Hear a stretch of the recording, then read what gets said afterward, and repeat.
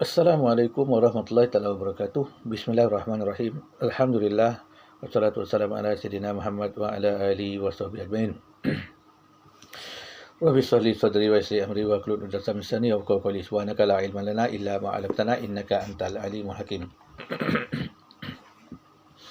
Pertama-tama kali marilah kita bersyukur kehadrat Allah Subhanahu Wa Taala kerana dengan limpah kurnianya maka kita masih lagi hidup dalam lingkungan iman Islam dan ihsan. Dan sama-sama kita bertaubat kepada Allah Taala akan segala dosa yang telah kita lakukan sama ada kita sedar ataupun tidak. Pada kali ini saya ingin menyambung sedikit dengan secara ringkas tentang hakikat pernikahan. Sebagai sambungan daripada video saya yang lalu. Jadi, bolehlah rujuk terlebih dahulu video saya yang lalu tentang hakikat pernikahan ini. Secara umumnya, pada bahasanya, nikah itu bermaksud percampuran ataupun perkongsian. Tetapi pada hakikatnya ialah satu perkongsian hidup yang dipersetujui bersama. Zahir dan batin antara seorang lelaki dan seorang perempuan. Dan nikah ini ada proses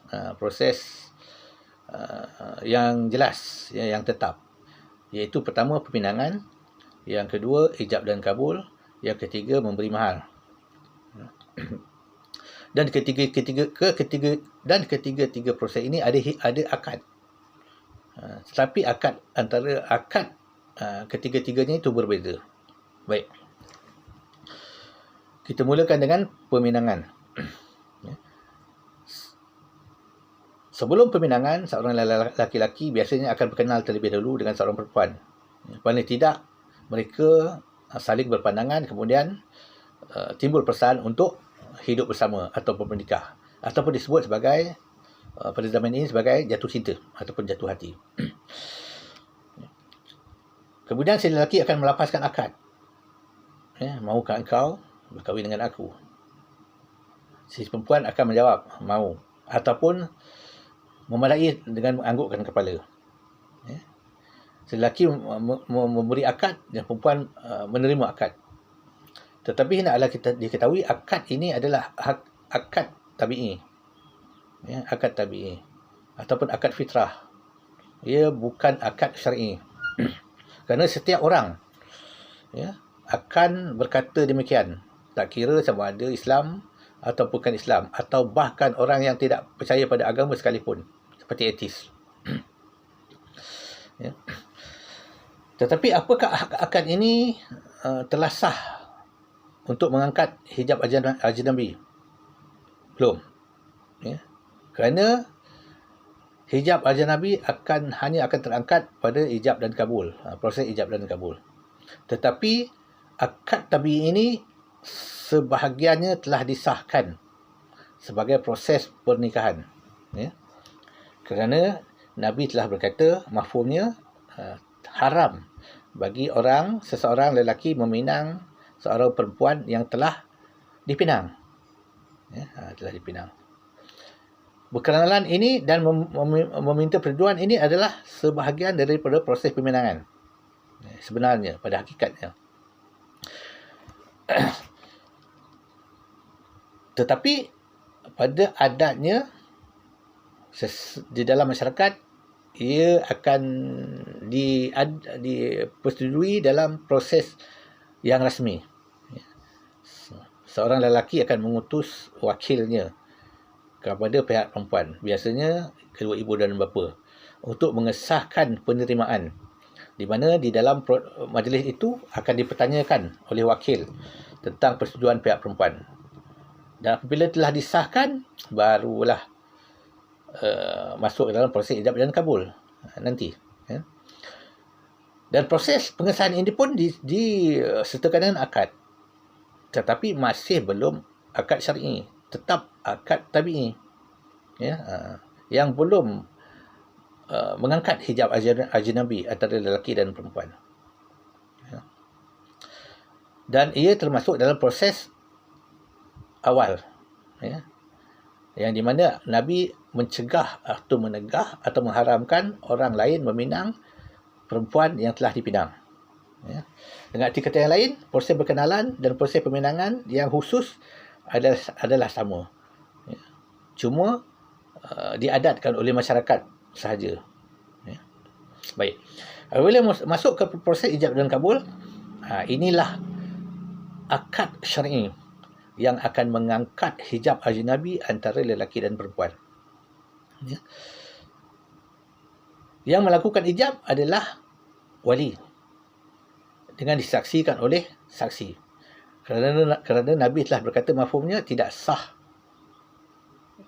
pernikahan tanpa wali dan saksi. Ini hadis Nabi, ya. Maka yang berhak mewalikan perempuan pernikahan ini adalah bapa si perempuan. Kerana bapa adalah nasab. Ya, nasab. Bukan ibu. Ya, nasab adalah kepada bapa. Ya. Dan bapalah yang menikahkan si lelaki dan perempuan. Ya, yang menyimpulkan secara sah antara dua jiwa, dua tubuh dan dua jiwa. Ya. Yang mengangkat hijab ajnabi antara lelaki dan perempuan. Apakah yang dimaksudkan hijab ajnabi? Itu adalah larangan melakukan persetubuhan antara lelaki dan perempuan. Ya. Pengharaman ataupun sekatan. Apabila telah disahkan penerimaan ijab dan kabul, yang mana wali mengatakan aku nikahkan engkau sepalan-sepalan dengan anak aku sepalan-sepalan dengan mas kahwinnya sekian-sekian, maka si lelaki akan mengatakan saya menerima nikahnya, ya, anak tuan sepalan-sepalan dengan mas kahwinnya sekian-sekian.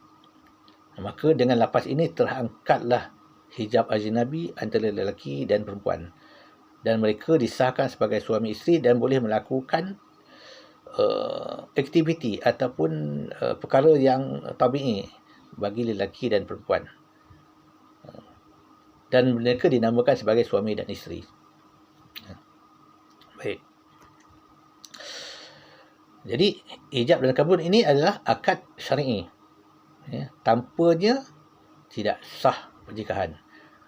Dan kedua lelaki-lelaki itu jika duduk bersama ia melakukan keadaan berzina, ya, ataupun bersekedudukan tanpa nikah. Dan yang ketiga adalah pemberian mahar. Sebab Nabi telah berkata mafhumnya apabila kamu menikahi seorang perempuan itu maka berilah mahar kepadanya. Mahar ini berbentuk kebenaran, ya, sebagai tanda penghargaan seorang lelaki kepada seorang perempuan itu menerima pernikahan ataupun bersetuju untuk hidup bersama dengan si lelaki. Ya. Dan mahar ini ada juga akadnya, ya, tapi akad tabi'i.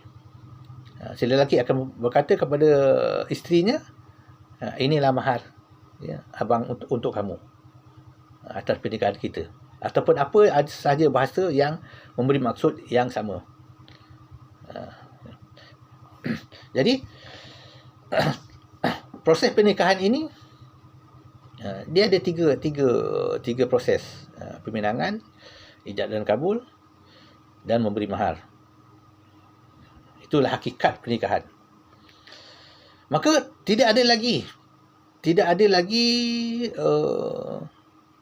rukun ataupun syarat selain daripada tiga ini. Ya. Rukun pernikahan lelaki perempuan itu tabi'i. Kerana nak menikah mesti ada manusia, atau mesti ada individu lelaki dan perempuan. Ya. Kemudian wali. Wali adalah yang menikahkan, yang mengesahkan akad sebelum itu, iaitu akad masa proses peminangan untuk mengangkat ijab ajnabi antara kedua lelaki dan perempuan. Ya. Maka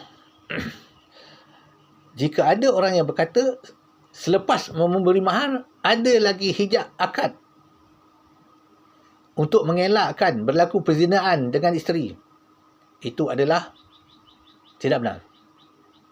Bahkan dikatakan sebagai ajaran baru untuk menambah-nambah syariat yang telah ditetapkan oleh Allah dan Rasul. Dan ini adalah satu ajaran sesat atau berzidik secara tegasnya. Menambah-nambah syariat Allah. Tidak boleh. Ya, haram hukumnya. Dan jika mereka beriktikad, wajib ada akad yang keempat. Contohnya, aku menikah dengan kamu. Zahir dan batin. Perempuan pun menyambut, aku terima nikahnya. Aku menikah dengan kamu zahir batin. Jika mereka beriktikad, ini adalah satu syariat, kemungkinan besar mereka akan jatuh kufur. Kufur hukumnya. Kerana menambah apa yang telah ditetapkan oleh Allah dan Rasul. Ini tidak benar. Ini adalah satu ajaran karut yang dicipta untuk merosakkan peraturan Islam.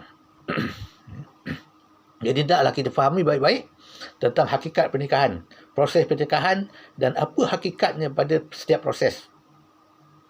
Supaya kita tidak tersesat, menyeleweng dari apa yang telah Allah Ta'ala tentukan. Sekian dulu. Billahi taufiq wal hidayah. Assalamualaikum warahmatullahi wabarakatuh.